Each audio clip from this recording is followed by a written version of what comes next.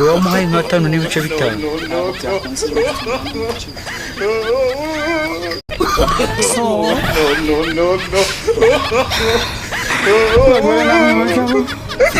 Nyangira ukize mu kantu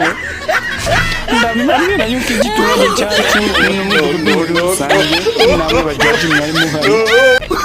ndabizeza yuko nzabiteza imbere mu buryo bwose nshoboye